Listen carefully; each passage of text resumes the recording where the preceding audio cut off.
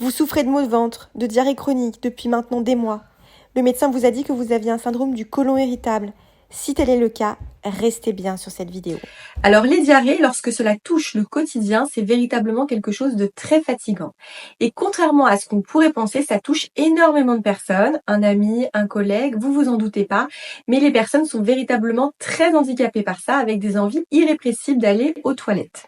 Alors si vous souffrez vous-même de diarrhée au quotidien, il est possible qu'on vous ait diagnostiqué un syndrome du côlon irritable. Malheureusement, bien souvent, les choses ne sont pas aussi simples. Bien souvent, le syndrome du côlon irritable, c'est un petit peu un fourre-tout diagnostique lorsqu'on ne sait pas vraiment ce que la personne a.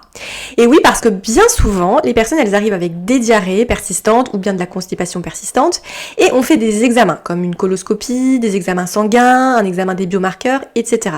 Et là, on se rend compte que, en fait, tout est normal. Et c'est là qu'en général, les médecins vont conclure à un syndrome du côlon irritable.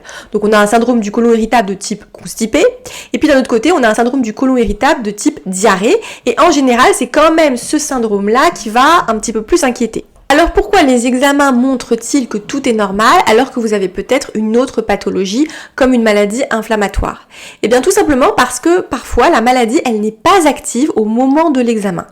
Parfois c'est aussi parce qu'il y a des maladies qui sont un petit peu plus complexes et il faut des examens un petit peu plus poussés pour les détecter. Il y a donc foule de maladies qui sont difficiles à détecter par des examens standards et qui en plus ne sont pas détectables au moment des poussées.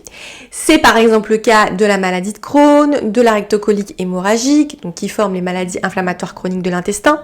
C'est aussi le cas de la maladie cœliaque, de la diverticulite ou encore des colites à éosinophiles. Toutes ces maladies peuvent passer complètement inaperçues dans les examens et pourtant elles provoquent des diarrhées chroniques qui vont persister et on va conclure à un syndrome du côlon irritable. Donc là, le bilan, c'est qu'on se retrouve dans une situation d'errance thérapeutique avec une légère adaptation de l'alimentation, parfois certains médicaments pour gérer les symptômes, mais rien de réellement concret pour régler le problème de fond.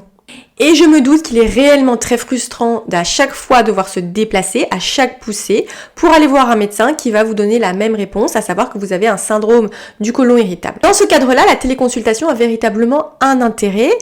On évite de se déplacer encore une fois et on a des réponses rapides. On peut avoir un médecin en ligne, lui poser nos questions directement, lui parler de nos symptômes et ensuite ce médecin va pouvoir prescrire des examens complémentaires car au fond, les examens plus poussés sont la véritable solution pour obtenir des réponses. Donc là, l'intérêt de la téléconsultation, c'est vraiment d'avoir une porte d'entrée vers un diagnostic et un suivi, le plus souvent auprès d'un gastro-entérologue, et puis de pouvoir pousser les examens mais sans faire trop d'efforts parce que c'est vrai que si à chaque fois on se déplace pour aller voir le médecin lors d'une poussée, c'est quand même très fatigant. Sur le site de Ma Question Médicale, vous vous connectez sur l'application et vous pouvez avoir un médecin en ligne dans la demi-heure. En tout cas, sachez qu'il n'est jamais trop tard pour obtenir des réponses. Même si on a erré pendant 7 ans pour avoir un diagnostic, sachez qu'il n'est jamais trop tard. 7 ans, c'est quand même la moyenne pour obtenir le diagnostic de la maladie de Crohn. Donc vous voyez que c'est quand même vraiment très long pour la plupart des gens. Sachez aussi qu'il n'est jamais trop tard pour retrouver un confort digestif. J'espère que cette vidéo vous a été utile. Si c'est le cas, abonnez-vous à la chaîne. Pour en savoir plus sur les maladies inflammatoires de l'intestin, je vous renvoie à mon article qui est en légende de cette vidéo. Prenez bien soin de vous et à bientôt.